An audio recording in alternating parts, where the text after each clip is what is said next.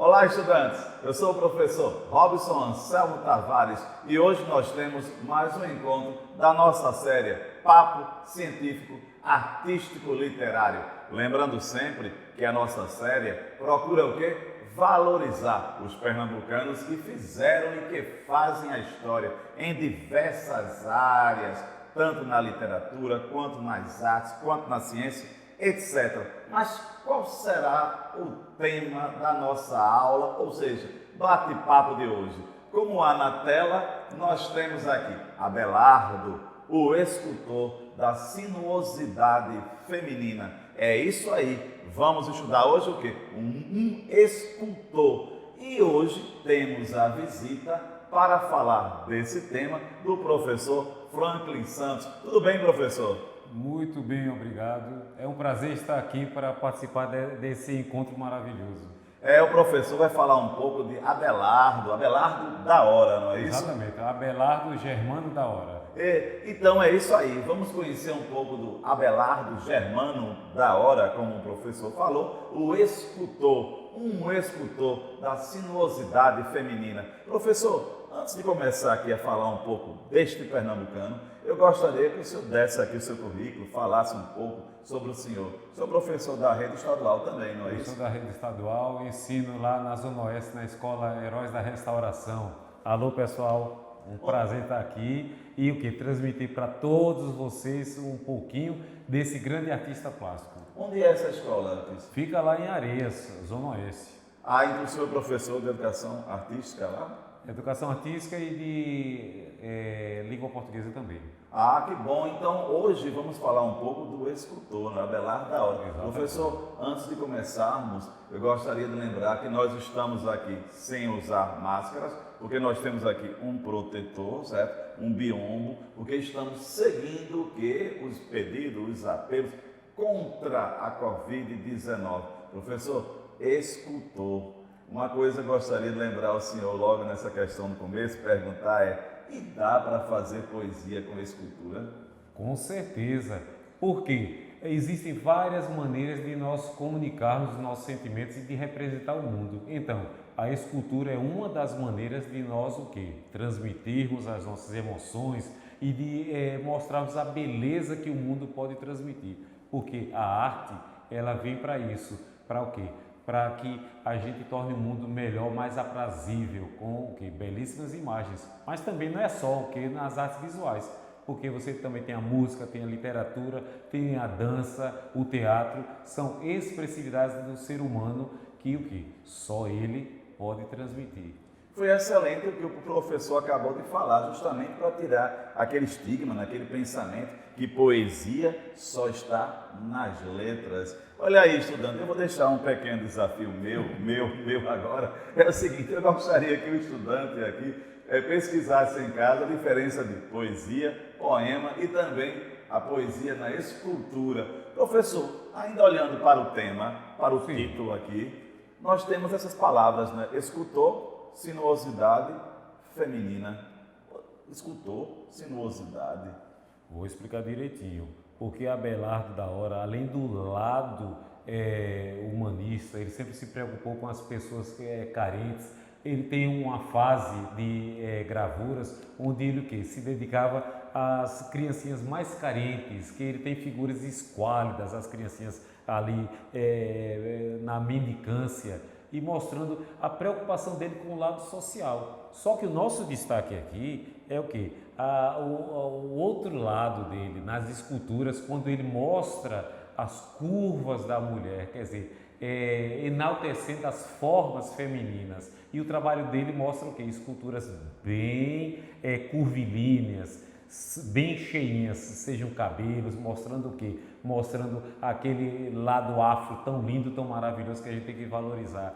E isso é o que tem a ver com o nosso título, a sinuosidade, quer dizer, as curvas que tornam a mulher atraente, bonita e digna de respeito e consideração. Eu achei interessante quando o senhor falou justamente essa questão da sinuosidade, da questão do corpo, certo? Lembrar a importância dessa questão da representatividade que nós falamos tanto hoje. É retirar o estigma de certos estereótipos. Então, a beleza está em diversas formas, formas, variantes, diferentes, não é isso?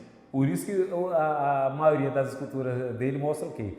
Mostra as meninas com aquele cabelo bem cheio, né?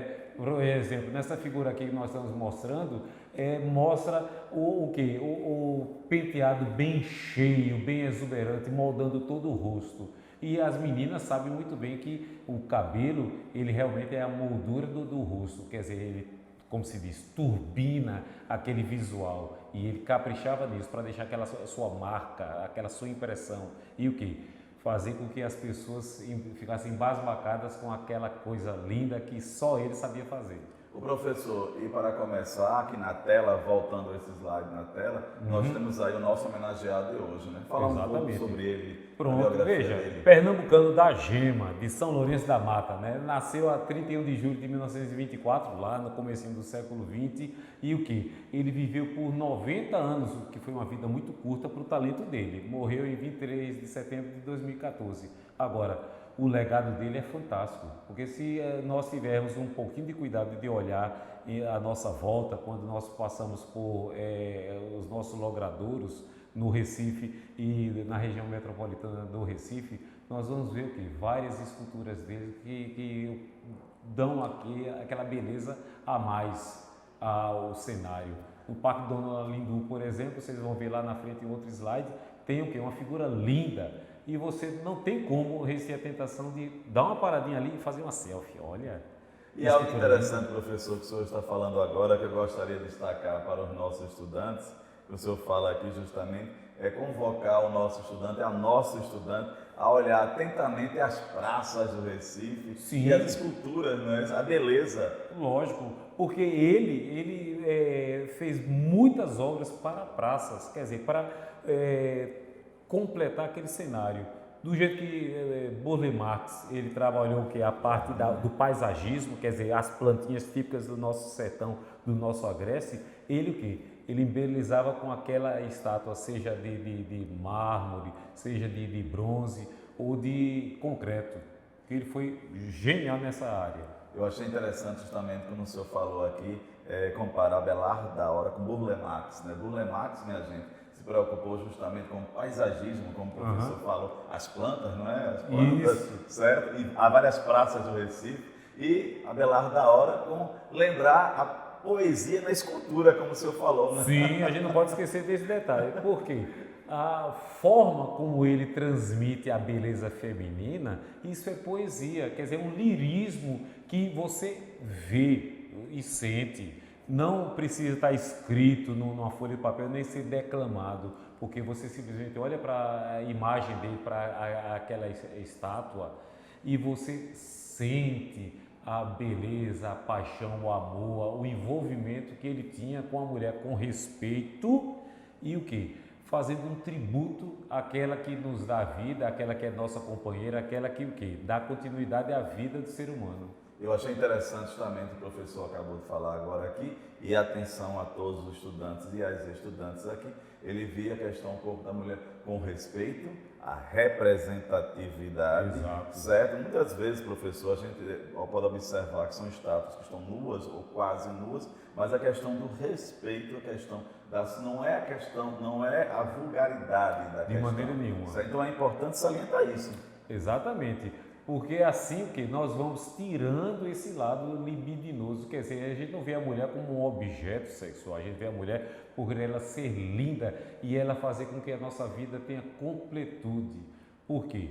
Ela faz parte da nossa existência, então ela tem que ser valorizada. E quando ele mostra a figura feminina nua, veja, observe bem direitinho, ele tem o quê? O carinho, a delicadeza de expô-la pelo seu lado mais angelical, se pudéssemos utilizar esse termo. Professor, uma perguntinha agora só para termos a questão dos alunos, dos estudantes. Claro que o tema de hoje é o Abelardo e a sinuosidade da questão do corpo da mulher, né, da questão das esculturas. Ele também trabalhou o corpo masculino? Trabalhou sim. Ele, logicamente, ele não poderia fazer o quê? Uma tendência só, focar só no lado feminino. Lógico que ele tem essa paixão nele desde a mais tenra idade. Mas o que? O masculino, ele o que naturalmente ele que dinamiza toda a ótica do artista, mas ele teve uma fase muito importante, principalmente na parte de pintura mesmo, e ele também foi poeta, em que ele mostrava o feminino e o masculino. Mas o que? A ênfase no feminino é justamente o que? Dar uma valorizada, porque muitas vezes a mulher fica um pouquinho para trás e não deveria, porque os dois estão iguais. Mas a mulher, por ter sofrido tanto historicamente, né, o preconceito, o machismo, então ele o quê? Não, eu vou pô-la na frente em destaque para que vocês vejam que elas têm um papel de destaque na sociedade e tem que ter o seu valor reconhecido e ter o nosso respeito. E outra coisa, professor, na tela, poderia falar mais um pouco sobre a formação dele? Ah, com certeza. Olha, como todos os grandes artistas, e logicamente nós temos alguns autodidatas, mas ele teve o quê? A maravilhosa formação na Escola de Belas Artes do Recife. E o que? Ele também, na Faculdade de Direito de Olinda, ele fez o seu curso de advocacia. Só que o que? A paixão era tão grande pelas artes que ele deixou de lado o canudinho de advogado e focou só das artes plásticas. Eu gostaria de lembrar aqui o estudante, o professor falou que há artistas que são autodidatas. Mais uma vez, olhando ali na tela que nós temos aqui, trago para vocês, primeiro ponto é a Escola de Belas Artes do Recife. Ele teve formação. Quando a gente fala em autodidata, são aqueles que não passaram por uma formação acadêmica, só para termos de conhecimento. Então, aqui como nós vimos aqui mais uma vez, peço aqui o slide, mais uma vez aqui o Abelardo da Hora, uma escultura dele feminina, não é, mano? Com certeza. Ela é o quê? É como se diz, lânguida, quer dizer, tranquila, deitada e recostada no cotovelo, como se estivesse recebendo os raios do sol. Quer dizer, pela cor da peça, a gente vê como ele tinha uma paixão pelo nosso lado africano. Bem brasileiro, né? Exatamente, é o brasileiro nato, a miscigenação, quer dizer, a junção de todas as raças. Então, ele está sentado na sua obra mostrando o quê? Que ela recebe todos de braços abertos. E por conta dessas obras tão grandes que tornaram Pernambuco um referencial nas belas artes, ele foi condecorado com a Ordem do Mérito Cultural, um título muito importante que realmente coroa a sua obra e a sua paixão pelas belas artes. E eu gostei, estudante, e agradeço, professor, de antemão, porque veja só, o professor acabou fazendo uma interpretação poética da escultura. Mais uma vez eu peço aqui para o Ronaldo aqui mostrar, ele fez uma interpretação o senhor acabou falando aqui sobre essa mulher que está aí representada, o senhor fez uma interpretação poética, né? Mostrou que há poesia realmente na escultura. Então aqui nós temos uma outra, professor. Pode falar. Sim, pode ver, olha, em um lindo jardim nós temos o quê? Uma das esculturas dele. Se não me engano, provavelmente ela deve estar lá no nosso Rio Mar, viu? Se não me engano. Mas olha, note que ela está o quê? Numa rede. Ele fez o que? A estilização. O que é estilização? Você simplifica as linhas do traçado para mostrar o objeto e você o quê? Concebe, você o vê, o interpreta e não precisa daquele rebuscamento todo. Porque ele usou o quê? O concreto aí no caso, né, com o polimento e tudo mais para mostrar aquelas pernas lindas, bem torneadas e ela está bem à vontade. Ele sempre mostra as mulheres o quê? Tranquilas, na paz e mostrando toda a sua beleza, uma beleza natural, exuberante, mas que não é vulgar. Sempre reforço isso. Uma coisa interessante que o professor falou, que eu gostaria de lembrar aqui, já adiantar vocês, estudantes, que estudaram história, né, claro. Aí quando o senhor falou assim, uma estilização, aí porque muitos estudantes chegam a mim e dizem assim, ô professor, para mim o belo é o rebuscamento do Renascimento. Certo? Aí, no caso, uma obra dessa, mais uma vez aqui eu mostro, veja assim, o professor falou, não foi essa questão de estilização, uma simplificação, quer dizer que o belo não está só em determinado momento, não é isso? Determinado momento. Ô, professor, vou fazer uma perguntinha aqui, já antecipando também um assunto que os estudantes vão estudar, é o seguinte, ele pertenceu ao movimento armorial? Infelizmente não, ele deu umas bicadazinhas porque todos os nossos artistas sempre estiveram em contato, né, intimamente ligados. porque é uma geração, como inclui o Francisco Brenan, inclui tantos artistas, eles o quê? Sempre estavam em contato, porque o polo, o Recife, ele convergia como no século XIX, Paris era o quê? Todos os artistas europeus estavam ali, o quê? Brindando as belas artes em Paris, na capital da França. E aqui o Recife é a capital do Brasil das belas artes. Sem desmerecer Outra cidade, São né? Paulo, né?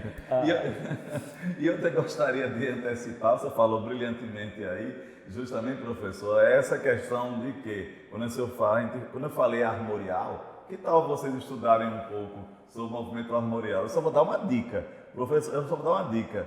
É um movimento que tem o nome do Ariano Suassuna. Exatamente. É um ícone do movimento armorial, dos seus fundadores. Então, o quê? Ele era artista plástico também. Todo mundo conhece ele como o quê? Como um dramaturgo e um escritor, né?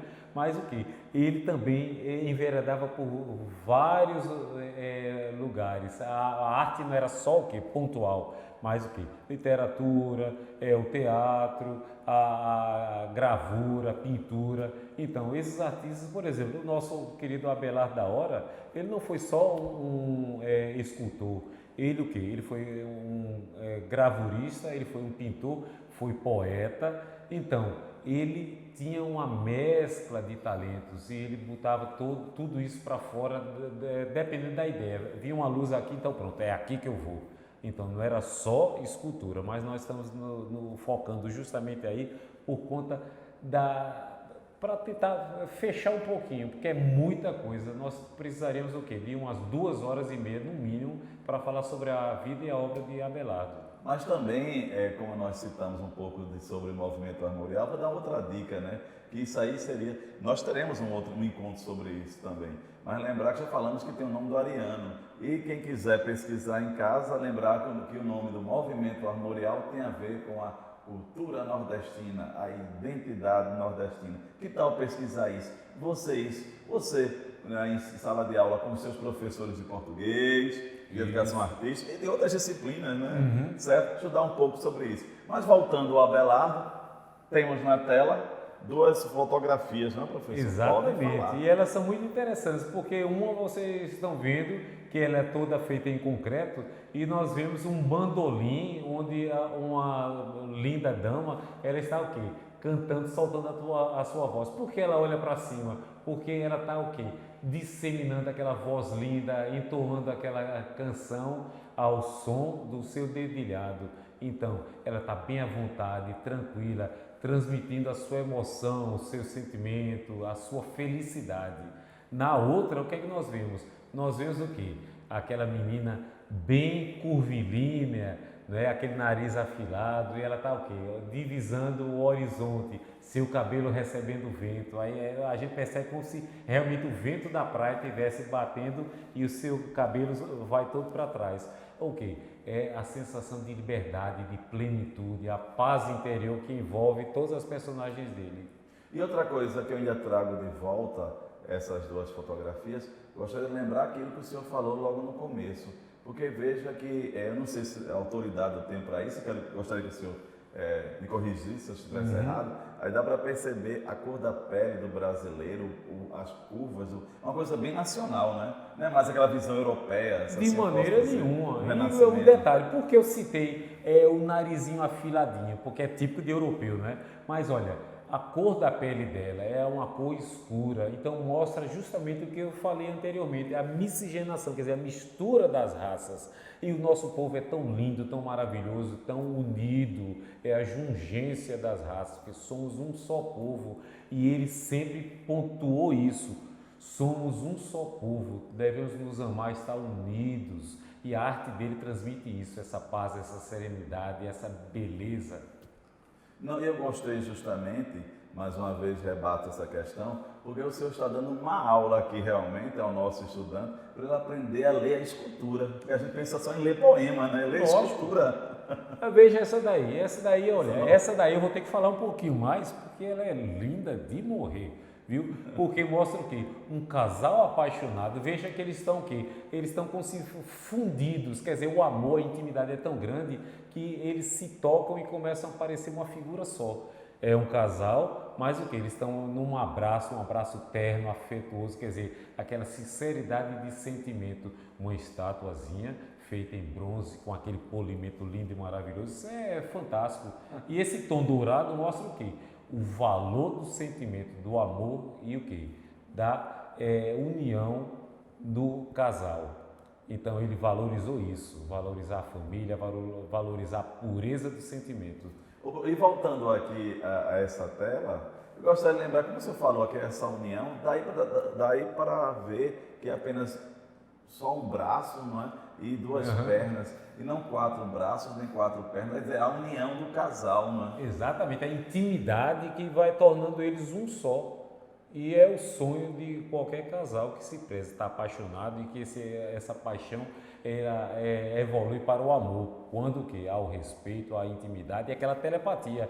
Aí o camarada começa a dizer uma coisa e a companheira já termina, porque é uma simbiose, estão o quê? Estão tão unidos, tão íntimos, que eles se complementam. E é isso que ele tentou passar. Não, e o interessante, mais uma vez, rebato justamente o que o senhor falou, porque é o seguinte, muitas vezes nós observamos uma obra e a gente só vê a obra pela obra. Viu aí a leitura que o senhor fez dessa bela obra? Olha aqui, um outro exemplo. Sim, esse daí é no Parque Dona Lindu. Então, o quê?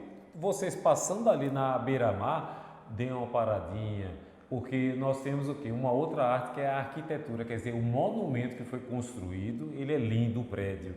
Mas veja, a parte paisagística, quer dizer, a vegetação, o gramado e o que? A estátua ali, ela complementa, é como se ela tivesse o quê? Ali recebendo a brisa marinha, olhando aquele marzão lindo, fantástico, com águas mornas que dá inveja em qualquer europeu.